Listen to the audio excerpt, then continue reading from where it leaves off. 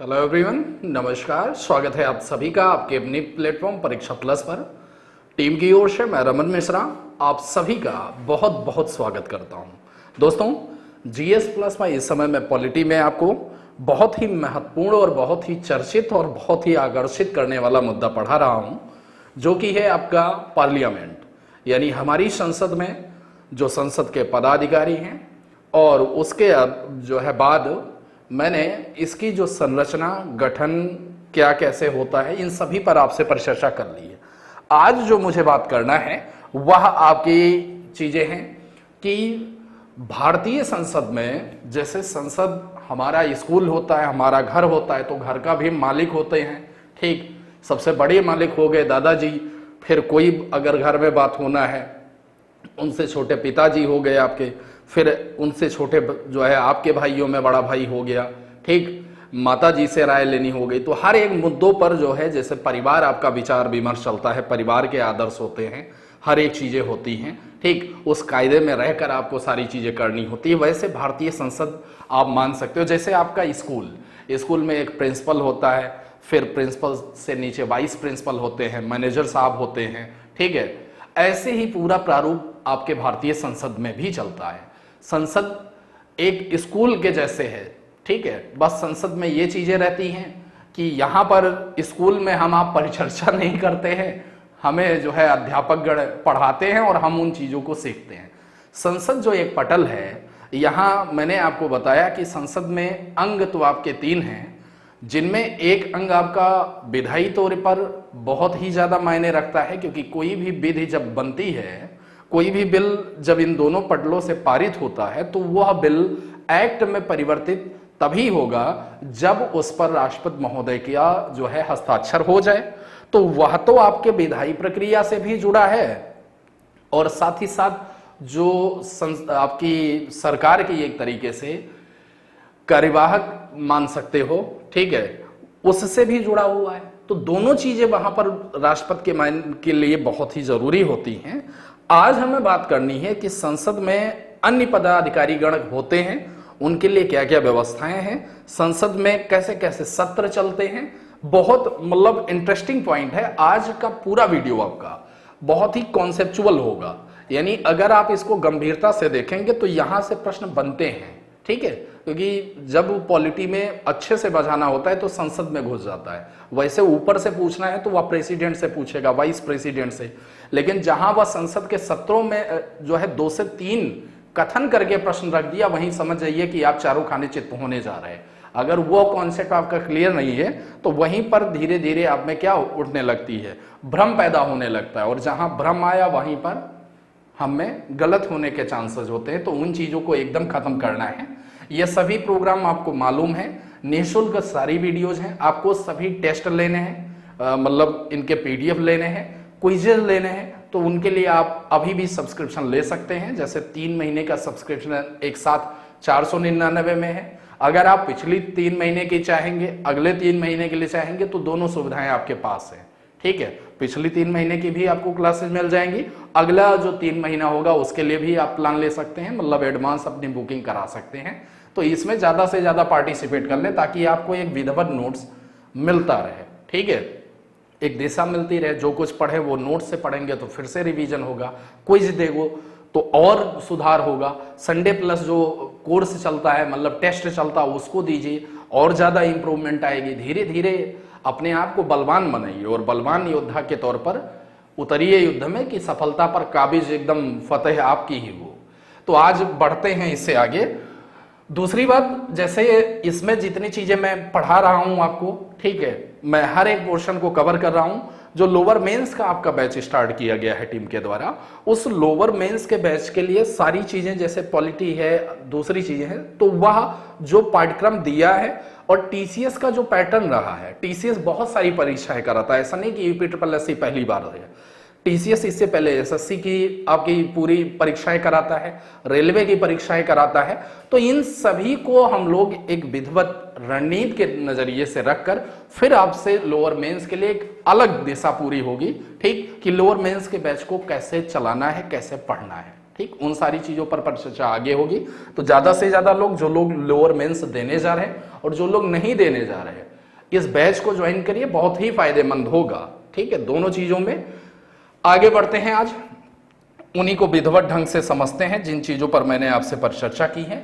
ठीक, आज हमें जो पढ़ना है मुख्य रूप से बहुत ही इंटरेस्टिंग पॉइंट है आप सभी के लिए, क्योंकि यह एक ऐसा मुद्दा है ना कि जहां से मैंने बताया कि प्रश्न अच्छे बनाए जाते हैं। दूसरी बात, जब ढंग से नहीं पढ़ते हैं, वन लाइनर टाइप में पढ़ते हैं, तो ये सारे मुद्दे आपके कवर नहीं होते हैं। आज उन्हीं को कवर करिए। तो आज की आपकी जो हेडिंग होगी वह हेडिंग होगी संसद के पदाधिकारी। ठीक है, आज का जो टॉपिक होगा वह संसद के पदाधिकारी से शुरुआत करते हैं। अब संसद में मैंने आपको यह समझाया है कि संसद के पटल के तौर पर दो संसद में पटल हैं। ठीक, एक आपका पटल है उच्च सदन जिसको बोला जाता है, यह राज्यसभा है, और दूसरा जो आपका पटल है वह लोकसभा होती है। ठीक है, पहला जो संसद का पटल है यह आपकी राज्यसभा है, इसको उच्च सदन बोलते हैं, और दूसरा जो संसद का पटल होता है यह आपकी लोकसभा है, इसको निम्न सदन बोला जाता है। ठीक है, अब कहने में भले ही लोकसभा निम्न सदन है, लेकिन आप जानते हैं पावर्स के हिसाब से यह जो है राज्यसभा से ज्यादा अहमियत रखता है। सारी चीजें इसी में चलती हैं, सब कुछ। यह 5 साल इसके बारे में, इससे जस्ट पहले वाले लेक्चर में मैंने इसकी गतिविधियां, संरचना, कार्य, इन सभी पर परिचर्चा की है। तो आज आगे बढ़ते हैं कि संसद में सदन पटलों को, जो सदन होते हैं, लोकसभा है, राज्यसभा है, इनको नियंत्रित करने के लिए कुछ अधिकारी बैठते हैं। संसद के जो सत्र होते हैं, सत्र को चलाने के लिए कुछ जिम्मेदारियां होती हैं सदस्यगणों की। उसमें चाहे जो बहुमत में पार्टी है, चाहे विपक्ष में पार्टी है, दोनों पार्टियों की एक जिम्मेदारी होती है। अनुशासन होता है। ठीक, संसद के सत्र कैसे कैसे कब कब चलते हैं, बीच में गैप कब होता है, इन सबसे प्रश्न मतलब पूछे गए हैं। तो इन्हीं पर परिचर्चा के लिए हम आगे बढ़ते हैं। बहुत ध्यान से मेरी बातों को सुनिएगा, हर एक पॉइंट बहुत विधिवत, आपके धीरे धीरे कॉन्सेप्ट पूरे खुलते जाएंगे। ठीक है, संसद के पीठासीन अधिकारी। पीठासीन अधिकारी आपने इससे पहले जब गांव में इलेक्शन हुआ होगा सांसद का या प्रधानी का, तो उसमें पीठासीन अधिकारी होता है। ठीक, मतलब जो वह जगह है उसका सर्वे सर्वा मान लो, वह पीठासीन हो गया। ठीक है, जैसे घर में आपके दादाजी, ठीक है, और बहुत घर में दादाजी जहां पर मान लीजिए कि नहीं है, वहां आजकल माताओं जी का होता है। ठीक है, सर्वे सर्वा गृह मंत्रालय काफी मजबूत होता है। तो ध्यान दीजिए यहां पर भैया, संसद के प्रत्येक सदन का अपना सभापति होगा। लोकसभा में अध्यक्ष व उपाध्यक्ष। लोकसभा में कौन? अध्यक्ष और उपाध्यक्ष। जो लोकसभा का अध्यक्ष होगा वह सभापति के तौर पर रहेगा। दूसरी बात, राज्यसभा में सभापति व उपसभापति होते हैं। राज्यसभा में सभापति नाम देते हैं और उपसभापति। लोकसभा में अध्यक्ष और उपाध्यक्ष बोलते हैं। नाम अलग अलग हैं, कार्यवाहियां एक जैसे हैं। इसमें जो राज्यसभा होती है, इसमें जो सभापति होता है वह आपका वाइस प्रेसिडेंट ऑफ इंडिया ही होता है। वाइस प्रेसिडेंट जो हमारा होता है वही इसका क्या होता है? अध्यक्ष होता है। सीधी सी बात है। लेकिन लोकसभा में ऐसे कोई आपका टर्म नहीं है, वह जो मेजॉरिटी दल होता है उन्हीं में से कोई एक बनाया जाता है। अब बढ़ते हैं, जो निम्न सदन है आपका लोकसभा, उसका अध्यक्ष जो होता है, कैसे चुनाव होता, क्या कैसे होता, इस पर बात करते हैं। देखिए, जब पहली बैठक हो गई, चुनाव हो गया, पहली बैठक हो गई, सारे सदस्य आए। ठीक है, बैठक में जितने उपस्थित सदस्य होंगे उनके मध्य से अध्यक्ष का चुनाव किया जाता है। पूछता है कि लोकसभा का अध्यक्ष होता है, लोकसभा का सदस्य, लोकसभा का सदस्य नहीं होता, भारत का जो है राष्ट्रपति होता, भारत का उपराष्ट्रपति होता, ऐसे 4 ऑप्शन रख देता है। तो जो वह पहली बैठक हुई तो जितने सदस्य हैं उन्हीं सदस्यों के बीच से किसी का चुनाव हुआ, यानी वह क्या हो गया? सदस्य होता ही होता है। दूसरी बात, जब अध्यक्ष का स्थान रिक्त हो जाए, खाली हो जाए, तो लोकसभा इस रिक्त स्थान के लिए किसी अन्य सदस्य को चुनती है। आमतौर पर मान लीजिए लोकसभा में अध्यक्ष का पद रिक्त हुआ, तो जो धारणाएं हैं अपने यहां उसके अनुसार अध्यक्ष लोकसभा के जीवन काल पर्यंत पद धारण करता है। जब तक लोकसभा है तब तक अध्यक्ष है। ठीक, हालांकि उसका पद निम्नलिखित रूप से इससे पहले भी समाप्त हो सकता है। कैसे कैसे? लोकसभा का जो सभापति है मतलब अध्यक्ष है उसका पद निम्न में से किस भांति समाप्त हो सकता है, ध्यान दें। यदि वह उपाध्यक्ष को संबोधित अपने हस्ताक्षर सहित लेख द्वारा पद त्याग कर दे, किसको, उपाध्यक्ष को जो है संबोधित करे कि मैं अपने पद का जो है त्याग करता हूं, तो यहां से अध्यक्ष का पद रिक्त होगा। दूसरी बात, यदि वह सदन का सदस्य नहीं रहता तब भी उसका जो है पद त्याग हो जाएगा, यानी अध्यक्ष का, लोकसभा के अध्यक्ष का सदन का सदस्य होना जरूरी हो गया। अगली बात, यदि लोकसभा के तत्कालीन समस्त सदस्य बहुमत से पारित संकल्प द्वारा उसे उसके पद से हटाएं तो वह आपका क्या होगा, हट जाएगा अपने पद से, पद रिक्त हो जाएगा। जब अध्यक्ष को हटाने के लिए संकल्प विचाराधीन है तो अध्यक्ष पीठासीन नहीं होगा। ठीक, मान लीजिए अध्यक्ष के खिलाफ संकल्प प्रस्ताव लाया गया, महाभियोग नहीं, संकल्प प्रस्ताव से ही काम बन जाता है, तो उस दौरान अध्यक्ष पीठासीन नहीं होगा, यानी वह अधिकारी के तौर पर वहां नहीं होगा, किंतु उसे लोकसभा में बोलने और उसकी कार्यवाही में भाग लेने का अधिकार होगा। इस चीज को ध्यान रखिएगा। अगर यहां से कॉन्सेप्चुअल प्रश्न बनाया आपका, ठीक, कि मान लीजिए लोकसभा अध्यक्ष पर जो है संकल्प प्रस्ताव चल रहा है, तो उस दौरान निम्न में से कौन सा वह कार्य नहीं कर सकेगा, उसी में 4 ऑप्शन इसमें बना दिया। ठीक, तो उसे लोकसभा में बोलने और उसकी कार्यवाही में भाग लेने का अधिकार होगा। यहां यह जरूर ध्यान दीजिएगा कि जब लोकसभा भंग होती है, ठीक है, 5 साल कार्यकाल पूरा हो गया या बीच में किसी कारणवश भंग हुई, तो अध्यक्ष अपना पद त्याग नहीं छोड़ता। यह प्रश्न आया हुआ है। ठीक है, जब लोकसभा भंग होगी तो अध्यक्ष अपने पद का त्याग नहीं करेगा। ठीक, वह नई लोकसभा की बैठक तक पद धारण करता है, यह जरूरी है। यह प्रश्न आपका पूछा जा चुका है। अब अध्यक्ष जो बनाया गया उसकी शक्ति क्या है, कार्य क्या है, किस लिए अध्यक्ष बनाया गया, तो ध्यान दें, वह लोकसभा की सभी संसदीय समितियों के चेयरमैन की नियुक्ति करता है। किस समिति का कौन चेयरमैन होगा, वह लोकसभा अध्यक्ष जो है नियुक्त करता है और उनके कार्यों का पर्यवेक्षण करता है, सुपरविजन जिसको आप बोलते हैं। ठीक है, आगे बढ़ते हैं। इसके बाद अध्यक्ष का यह कर्तव्य है कि वह गणपूर्ति यानी जो कोरम होता है इसके अभाव में सदन को स्थगित कर दे। ठीक, कोरम अभी मैं आगे पर चर्चा करूंगा कि गणपूर्ति क्या है। घरों में सुनाई नहीं पड़ता, कोई काम घर में बोला गया हो और आप निपटा के आ जाओ जल्दी जल्दी, तो घर में आपको सुनने को मिल जाएगा, भैया कोरम पूरा कर दिए। तो वही चीजें हैं, यहां कोरम कुछ और है, अभी आगे बात करते हैं। सामान्य स्थिति में मत देने का अधिकार नहीं है, परंतु बराबरी की स्थिति में वह मत दे सकता है। इस पर भी सवाल पूछा है कि लोकसभा का अध्यक्ष मत दे सकता है या नहीं। सामान्य स्थिति में उसे मत देने का अधिकार नहीं है, लेकिन अगर किसी मुद्दे पर बराबर की स्थिति आ गई तो उसे मत देने का अधिकार होगा। इस चीज को हमेशा ध्यान रखिएगा। आगे बढ़ते हैं। 10वीं जो आपकी अनुसूची है, इसके तहत जब दल बदल कोई विरोधी कानून है, इसके आधार पर अध्यक्ष लोकसभा के किसी सदस्य की अयोग्यता के प्रश्न का निपटारा करता है। मान लीजिए दल बदलू निकला, तो उस दल बदलू के विषय पर जो निर्णय लेगा वह लोकसभा का अध्यक्ष लेता है। ठीक है, आगे बढ़ते हैं। अध्यक्ष संसद के दोनों सदनों के संयुक्त अधिवेशन में पीठासीन होगा। यह प्रश्न कई बार आया है, आपसे पूछता है, चूंकि संयुक्त जो अधिवेशन होता है इसको आहूत बुलाना कौन बुलाता है, राष्ट्रपति बुलाता है। तो जब राष्ट्रपति बुलाता है तो यहीं से प्रश्न बना देता है कि संसद के दोनों सदनों की अध्यक्षता कौन करता है, तो वह अध्यक्षता आपका करता है कौन, आपका जो संसद का अध्यक्ष होगा। इस बात को दिमाग में रख लीजिए, बहुत बार गलतियां ये होती हैं। अध्यक्ष यह तय करता है कि विधेयक धन विधेयक है या नहीं, और उसका निर्णय अंतिम होता है। अगर उसने कहा कि यह जो बिल है या मनी बिल है, तो वही निर्णय मान लिया जाएगा, उससे आगे परिचर्चा नहीं होती है। इस बात का ध्यान रखिएगा। यह धन विधेयक से संबंधित जब आपके कथन वाले प्रश्न पूछता है 1 2 3 4 करके, तो वहां पर यह डाल दिया जाता है। ठीक है, आगे बढ़ते हैं। अब इसके बाद सदन के कामकाज व कार्यवाही के लिए वह नियम व कानून का निर्वहन करता है, यह उसका प्राथमिक कर्तव्य है। उसका निर्णय अंतिम निर्णय होता है सदन के संबंध में। अब बढ़ते हैं, लोकसभा का जो उपाध्यक्ष होता है यह कौन होता है। अध्यक्ष की तरह उसी जैसे उपाध्यक्ष के लिए कोई विशेष प्रक्रिया नहीं है।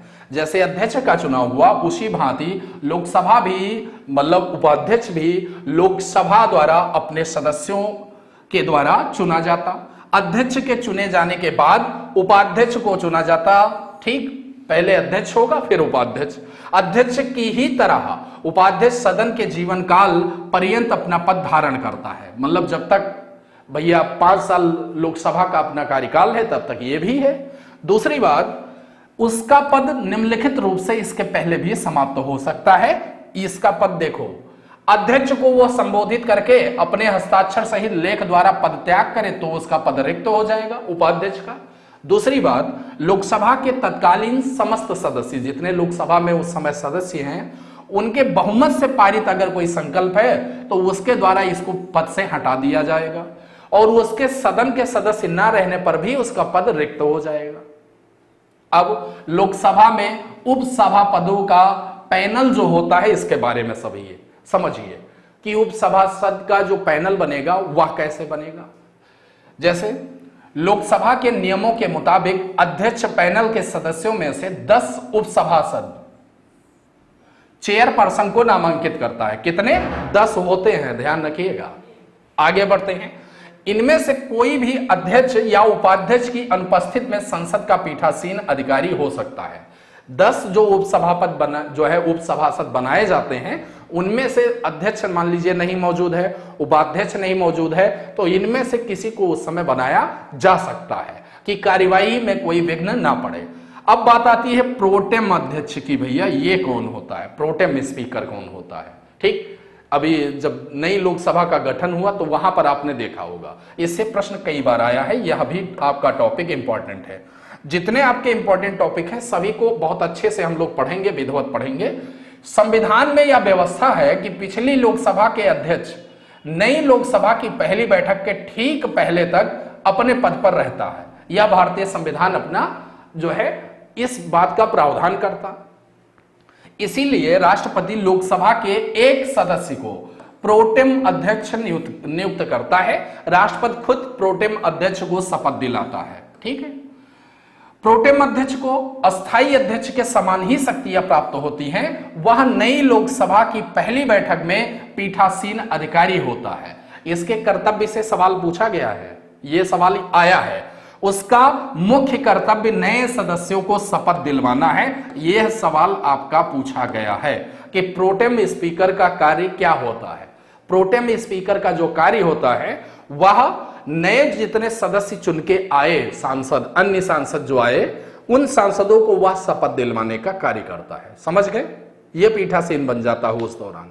अब आगे बढ़ते हैं। राज्यसभा के सभापति के बारे में समझिए। राज्यसभा का पीठासीन जो अधिकारी होगा वह सभापति कहलाता है। लोकसभा में अध्यक्ष था। देश का उपराष्ट्रपति, अपने यहां जो वाइस प्रेसिडेंट की पोस्ट है, या स्वाभाविक रूप में इसका सभापति होता है।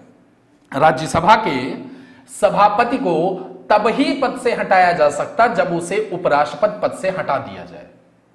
वाइस प्रेसिडेंट से हटा दिया गया तो जो है उसको यहां से तभी हटाया जा सकता। यह चीज ध्यान रखिएगा। अध्यक्ष के विपरीत सभापति सदन का सदस्य नहीं होता है। पूछता है कि जो राज्यसभा है इसका जो आपका अध्यक्ष होता है, सभापति होता है, क्या वह सदन का सदस्य होना जरूरी है? तो जरूरी नहीं है, लेकिन लोकसभा में जरूरी है। अब बढ़ते हैं। राज्यसभा का उपसभापति क्या होता? राज्यसभा अपने सदस्यों के बीच से स्वयं अपना उपाध्यक्ष चुनती है। उपसभापति अपना पद निम्नलिखित में से किसी भी कारण से छोड़ता है। इस बात पर बल दिया जाना चाहिए, ठीक है, जोर दिया जाना चाहिए, नोट इसको करना चाहिए, ध्यान दिया जाना चाहिए कि उपसभापति सभापति के अधीन नहीं होता है। इस बात को ध्यान रखिएगा, ठीक है। यह राज्यसभा के प्रति सीधे उत्तरदायी होता है। यह नहीं कि उपसभापति जो है सभापति उससे पूछे कि यह काम क्यों हुआ, ऐसा क्यों किया गया, ठीक। यह राज्यसभा, क्योंकि यह राज्यसभा के सदस्यों से चुन के आया तो राज्यसभा के लिए सीधा जिम्मेदार है, उत्तरदायी है। यदि वह सभापति को अपना लिखित इस्तीफा सौंप दे तो उसका पद क्या होगा? खाली हो जाएगा, ठीक। आगे बढ़ते हैं। यदि राज्यसभा से उसकी सदस्यता समाप्त हो जाए तो भी उसका पद खाली हो जाएगा, क्योंकि उसका सदस्य था, उन्हीं में से चुना गया। अगली बात, यदि राज्यसभा में बहुमत द्वारा उसको हटाने का प्रस्ताव पास हो जाए तब भी उसका पद खाली हो जाएगा। अब संसद के बारे में पढ़ लिए। अब संसद हर एक चीजों को, कोई भी आपका होगा जहां पर ऐसे विधियों से संबंधित कार्य होते वहां सचिवालय होता ही होता, एक ऑफिस होती ही होती है भैया, ठीक है। देखिए, संसदीय सचिवालय, संसद के दोनों सदनों का पृथक सचिवालय स्टाफ होता है। यद्यपि इनमें से कुछ पद दोनों सदनों के लिए समान हैं, उनकी भर्ती एवं सेवा शर्तें संसद द्वारा निर्धारित की जाती। दोनों सदनों के सचिवालय का मुखिया जो होता है या महासचिव होता है, ठीक, यह महासचिव कहलाता है। समझ गए? अब संसद में नेताओं की बात करते हैं कि संसद में कौन कौन से नेता होते हैं। तो सबसे पहला होता है सदन का नेता। संसद में सदन का पहला नेता होता है, मतलब लोकसभा हो गया, राज्यसभा हो गया। तो सदन के नेता की बात करते हैं। लोकसभा के नियमों के तहत सदन का नेता का अभिप्राय यह है कि जो मौजूदा आपका प्रधानमंत्री है, ठीक है, जो पीएम होता है वह सदन का नेता होता है, सदन उसी की अगुवाई में चलती है। समझ गए? वह लोकसभा सदस्य है या मंत्री, ठीक, जो लोकसभा सदस्य है प्रधानमंत्री द्वारा सदन का नेता के रूप में मनोनीत होता है। राज्यसभा में भी एक सदन का नेता होता है, वह मंत्री होता है, और राज्यसभा का सदस्य भी जिसे प्रधानमंत्री द्वारा मनोनीत किया जाता है, ठीक, वह जो है राज्यसभा का सदस्य होगा और मंत्री होगा, और उसको क्या करता है? प्रधानमंत्री मनोनीत करता है। वह सदन का नेता राज्यसभा में होता है, इस बात को ध्यान रखिएगा। आगे बढ़ते हैं। विपक्ष का नेता कौन होता है भैया? ठीक, संसद के दोनों सदनों में से एक एक विपक्ष का नेता होता है, दोनों सदनों में से।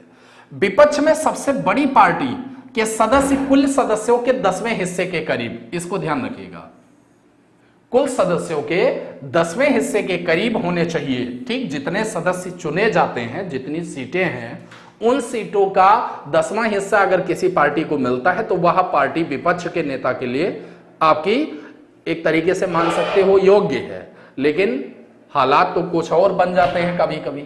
लोकसभा एवं राज्यसभा में विपक्ष के नेता को 1977 में महत्ता मिली, ठीक है, महत्ता मिली, मतलब इसको इंपॉर्टेंस मिली 1977 में।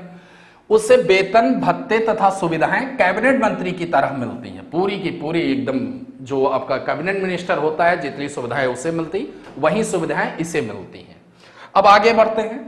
ब्रिटिश राजनीतिक व्यवस्था में एक अनोखी संस्था है जिसे शैडो कैबिनेट या छाया कैबिनेट कहते हैं, ठीक है, छाया मंत्रिमंडल कहते हैं।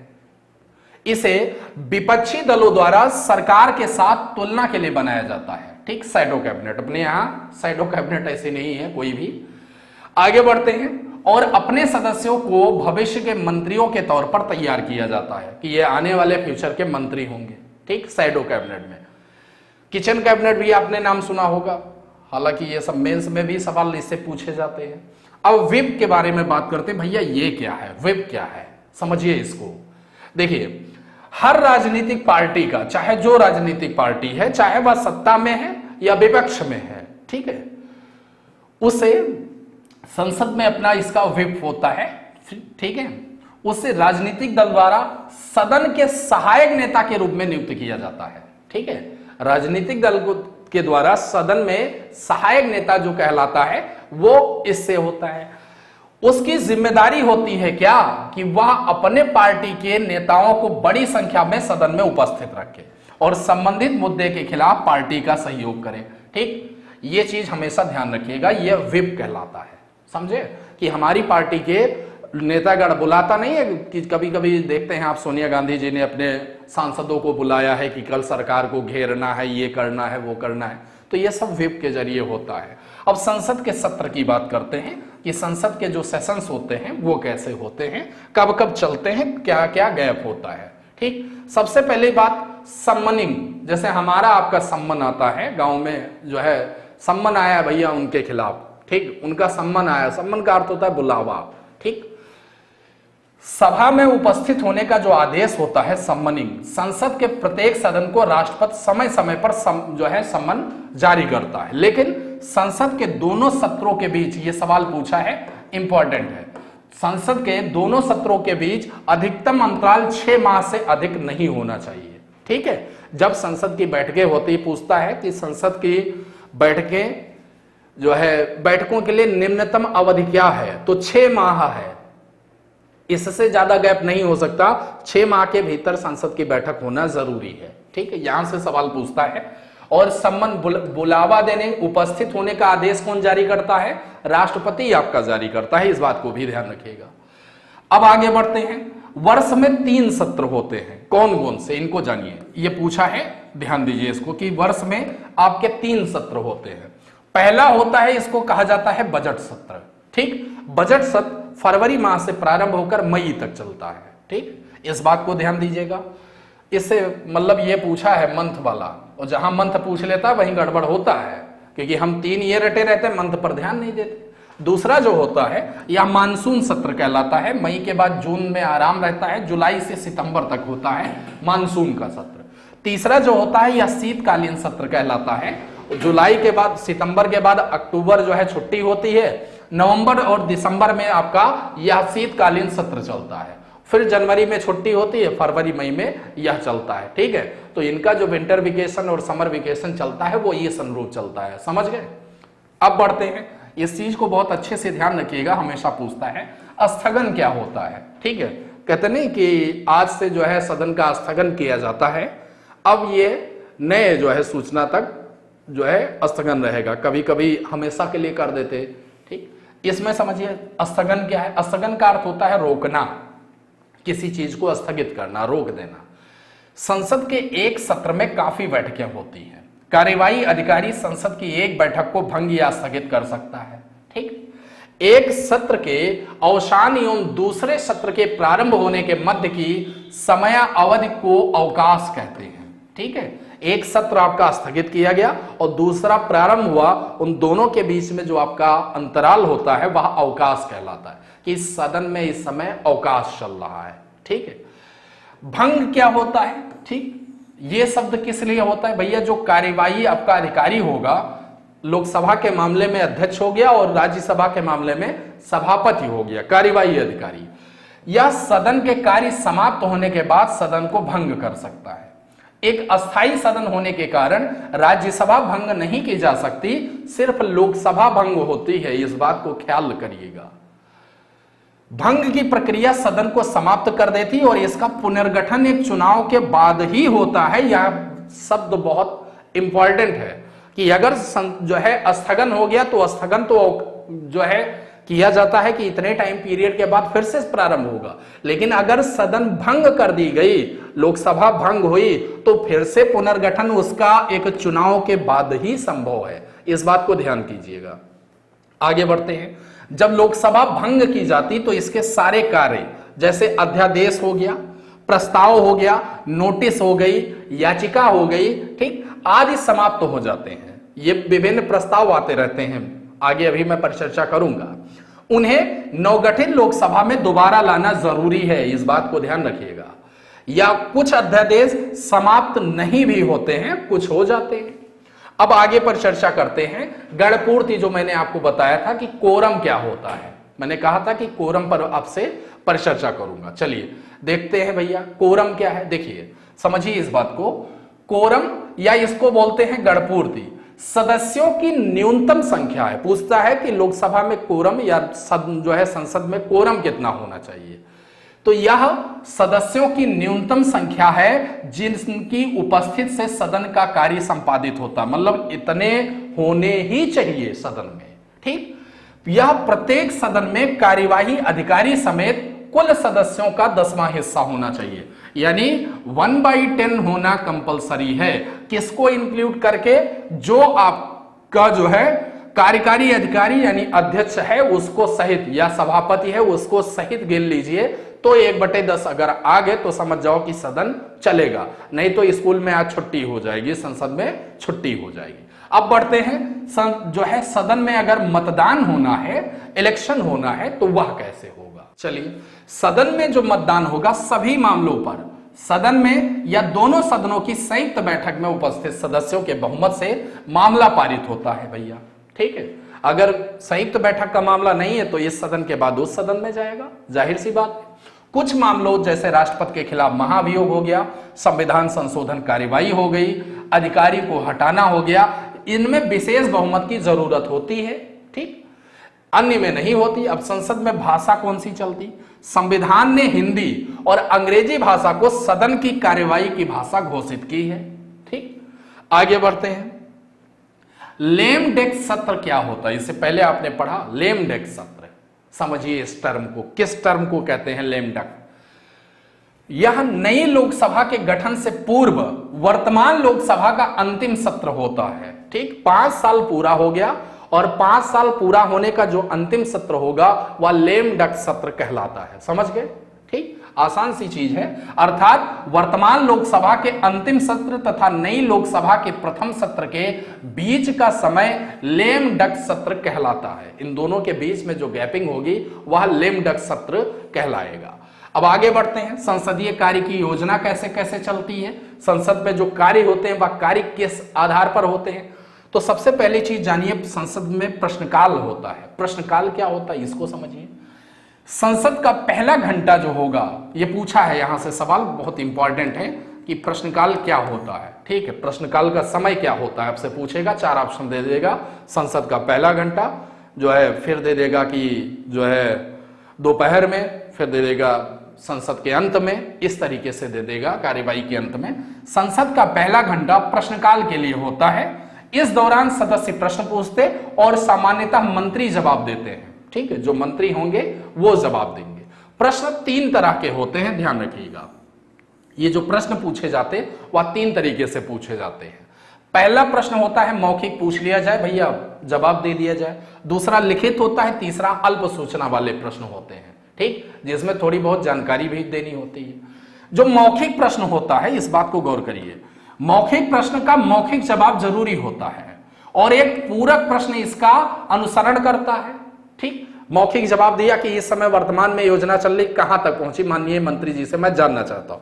मंत्री जी ने बताया या योजना यहां तक पहुंची। अब पूछ लेगा इस योजना के अंतर्गत कितने लोगों को लाभान्वित करने का लक्ष्य, मतलब एक पूरक प्रश्न होना चाहिए। ठीक, दूसरी तरह का जो प्रश्न होता है लिखित उत्तर उसका जरूरी होता है। अगर लिखित प्रश्न पूछा गया तो भैया लिखित जवाब दोगे आप।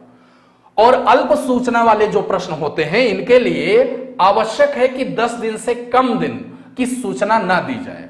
ठीक है, कम से कम भैया आपने कोई सवाल पूछा है तो आपको 10 दिन का टाइम दिया जाएगा कि 10 दिन के भीतर जो है जवाब दीजिए। ये नहीं कि आपने तुरंत पूछा और तुरंत उत्तर मिल गया, कि इधर से आपने भेजा उधर से उत्तर आ जाए, नहीं, इसमें समय चाहिए। अब दूसरा जो होता है, पहला तो हम प्रश्नकाल जान गए कि संसद जब प्रारंभ हुई प्रथम घंटा प्रश्नकाल हो गया। अब शून्यकाल क्या होता है समझिए, 0 आवर। यहां पूछता है 0 आवर किसकी देन है, तो 0 आवर संसदीय इतिहास में भारत की देन है। यह भारत से प्रारंभ हुआ है। इससे पहले विश्व में जहां संसद काम करती थी वहां शून्यकाल नहीं होता था, लेकिन संसदीय इतिहास में 0 आवर भारत की देन है। इस चीज को याद रखिएगा। प्रश्नकाल की तरह कार्यवाही के नियमों में शून्यकाल का उल्लेख नहीं है, इस बात को ध्यान करिएगा। प्रश्नकाल का उल्लेख है, शून्यकाल का नहीं। इस तरह यह अनौपचारिक योजना है जो संसद सदस्यों को बिना पूर्व सूचना के उपलब्ध है। शून्यकाल प्रश्नकाल के तुरंत बाद शुरू हो जाएगा। 10 बजे संसद प्रारंभ हुई, 10 से 11 प्रश्नकाल, 11 बजे से आपका शून्यकाल प्रारंभ हो जाता है।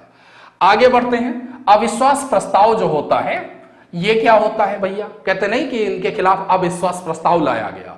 तो सबसे पहली चीज पूछता है अविश्वास प्रस्ताव जो है इसका प्रावधान किस अनुच्छेद में किया गया है। तो हमेशा ध्यान रखिएगा, अनुच्छेद 75 में कहा गया है क्या कि मंत्री परिषद, काउंसिल ऑफ मिनिस्टर, ना कि cabinet minister, council of minister Lok Sabha के प्रति सामूहिक रूप से जिम्मेदार होंगी। ठीक है, अब यहां पर कैबिनेट मिनिस्टर भी शब्द लिखा मिलेगा, मंत्रिमंडल।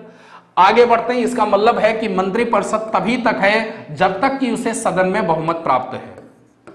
समझे, सदन में अगर बहुमत प्राप्त है तभी तक मंत्रिपरिषद है। भैया मंत्री आपको मैंने बनाया है और आप जो है, हमें आप पर विश्वास नहीं है, आप घर के मालिक बन गए और आप पर कोई विश्वास ही नहीं है, तो आप क्या रह जाओगे मालिक? नहीं रह जाओगे, सीधी सी बात है। मंत्री बनाया गया आपको और संसद में विश्वास जब तक है, जब तक मेजॉरिटी आपके साथ है तब तक आप मंत्री। मेजॉरिटी नहीं है, लोग कहते हैं नहीं हमें विश्वास नहीं है इन पर, आपके खिलाफ प्रस्ताव ला दे गए। ठीक, इस बात को ध्यान रखिएगा।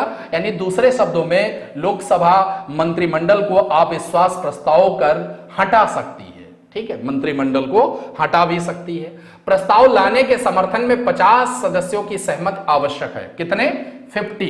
50 मेंबर की सहमति होनी चाहिए। पूछता है अविश्वास प्रस्ताव लाने के लिए जो है कम से कम कितने सदस्यों का हस्ताक्षर होना जरूरी है या सपोर्ट मिलना जरूरी, तो मिनिमम जो है 50 आपके जो है मेंबर होने ही होने चाहिए। इस संख्या को याद रखिएगा। अब धन्यवाद प्रस्ताव क्या होता है भैया, ठीक है, पढ़ा होगा आपने, देखा होगा, राष्ट्रपति धन्यवाद प्रस्ताव देते हैं। देखिए, प्रत्येक आम चुनाव के पहले सत्र एवं जो मौद्रिक वर्ष होगा, इसके पहले सत्र में राष्ट्रपति सदन को संबोधित करता है। सबसे पहले इलेक्शन हुआ, सांसद सब चुन के आए, तो राष्ट्रपति आएगा, पहले सत्र में संबोधित करेगा, सारे सदस्यों का वेलकम करेगा, सारी चीजें करेगा।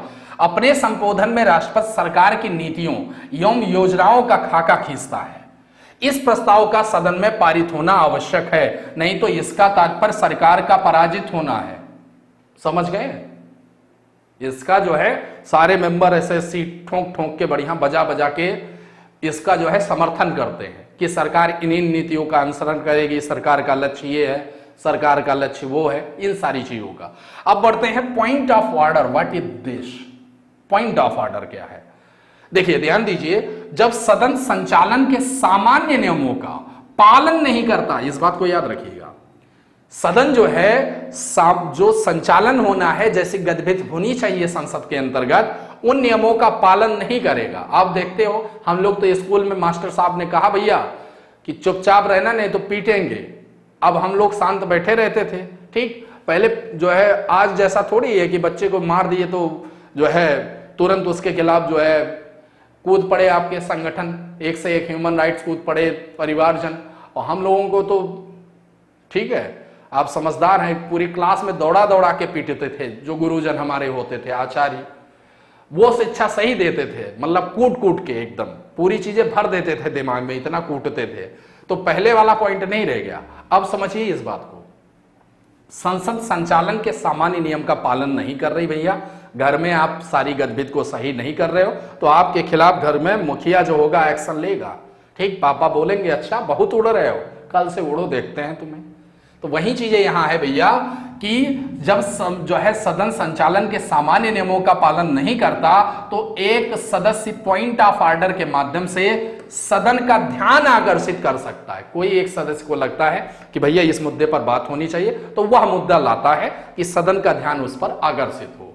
इसे सदन के विनिमय जो है विनियम से संबंधित होना चाहिए कि सदन जैसा चल रहा है उससे संबंधित होना चाहिए, मतलब जो सदन के नियम हैं उनसे संबंधित होना चाहिए। यह ऑर्डर सामान्यतया विपक्षी सदस्य द्वारा सरकार पर नियंत्रण के लिए उठाया जाता है। इस बात को ध्यान रखिएगा, सरकार पर नियंत्रण के लिए विपक्षी दल इसको उठाते हैं कि सरकार इस मुद्दे पर ध्यान नहीं दे रही, तो वह पॉइंट ऑफ ऑर्डर लेकर आ जाते हैं। अब निंदा प्रस्ताव और अविश्वास प्रस्ताव में अंतर क्या है, इसको समझ ले, ठीक। यहीं से क्लियर हो जाएगा कि निंदा प्रस्ताव क्या होता है, अविश्वास प्रस्ताव क्या होता है। अविश्वास प्रस्ताव के बारे में मैंने आपको समझा दिया है, ठीक। जब मंत्रिपरिषद में के जो है लिए विश्वास न रह जाए, तब एक जो आपका आएगा प्रस्ताव, निंदा प्रस्ताव। ध्यान दीजिए, यह प्रस्ताव एक मंत्री, कई मंत्रियों और पूरे मंत्रिपरिषद के विरुद्ध लाया जा सकता। क्या? आपका निंदा प्रस्ताव किसी एक के खिलाफ लाया जा सकता, पूरे के खिलाफ, एक से ज्यादा के खिलाफ। अविश्वास प्रस्ताव जो है या पूरी मंत्रिपरिषद के विरुद्ध लाया जा सकता है, ठीक। जब आपको पूरे मंत्रिपरिषद के विरुद्ध लाना है तभी यह आएगा, वैसे नहीं कि एक के खिलाफ। एक के खिलाफ ये आप कार्रवाई कर सकते। दूसरी बात, लोकसभा में इसे यानी निंदा प्रस्ताव को स्वीकारने का कारण बताना जरूरी होता है। भैया क्यों निंदा प्रस्ताव आपका करें, क्यों निंदा प्रस्ताव आपका स्वीकार करें, यह चीज आपको बताना पड़ेगा। और जो यह अविश्वास प्रस्ताव है, लोकसभा में इसे स्वीकारने का कारण बताना जरूरी नहीं है। अगली बात, यह मंत्रिपरिषद की कुछ नीतियों या कार्यों के खिलाफ निंदा के लिए लाया जाता है, ठीक। और यह जो अविश्वास प्रस्ताव है या लोकसभा में मंत्रिपरिषद के बहुमत को देखने के लिए लाया जाता है कि भैया तुम्हारा बहुमत अभी कितना है, किसमें कितना है दम। अगली चीज है, यदि यह लोकसभा में निंदा प्रस्ताव अगर लोकसभा में पास हो जाता तो मंत्रिपरिषद को त्यागपत्र देना आवश्यक नहीं होता भैया। अगर लोकसभा में निंदा प्रस्ताव पास हो गया तो मंत्रिपरिषद को जरूरी नहीं कि वह क्या करे, इस्तीफा दे दे। लेकिन अगर जो है अविश्वास प्रस्ताव लोकसभा में भैया पास हो गया, तो मंत्रिपरिषद के लिए जरूरी है कि पूरी मंत्रिपरिषद को त्यागपत्र देना पड़ेगा। ठीक, यह जरूरी होता है। अब बात करते हैं, संसद में ही एक और आपका होता है, आधे घंटे की बहस चलती है। यह बहस कौन सी है? इसका मतलब है कि पर्याप्त सार्वजनिक महत्व, ठीक है, पब्लिक इंपॉर्टेंस को लेकर के सार्वजनिक महत्व के मामलों आदि पर बहस हो। ठीक, इसको आधे घंटे की बहस कहते हैं। अध्यक्ष ऐसी बहस के लिए सप्ताह में 3 दिन निर्धारित करता है। ठीक, सप्ताह में 3 दिन निर्धारित करता है। इसके लिए सदन के बाहर कोई औपचारिक प्रस्ताव के लिए मतदान नहीं होता है। ठीक, उसने 3 दिन दे दिया कि भैया सोमवार, मंगलवार, बुधवार, या सोमवार, बुधवार और आपका जो है एक दिन फिर गैप करके, इस टाइप से वह निर्धारित कर देता, तो वह आधे घंटे की बहस होती है। अब बात करते हैं अल्पकालिक जो है बहस क्या है। देखिए, इसे 2 घंटे का बहस भी कहते हैं। वह आधे घंटे की है, ये 2 घंटे की है। ठीक, क्योंकि इस तरह की बहस के लिए 2 घंटे से अधिक का समय नहीं लगता। सदन जो है, संसद सदस्य किसी जरूरी सार्वजनिक महत्व के मामले को बहस जो है, मतलब मामले को बहस करने के लिए यहां रख सकते हैं, और इसके लिए टाइम भैया 2 घंटे से ज्यादा नहीं होना चाहिए। इस बात को आपको जरूर ध्यान रखना है। अब इससे आगे जो है, कल मैं आपसे परिचर्चा करूंगा तमाम अन्य चीजों की, जिसमें धन विधेयक भी शामिल होगा। ठीक, कि कैसे कैसे इसको प्रस्ताव लाते हैं, और जो इससे आगे जो महत्वपूर्ण जानकारियां हैं उन पर हम परिचर्चा करेंगे। उम्मीद है आपको यह टॉपिक बहुत अच्छे से जो है समझ में आया होगा।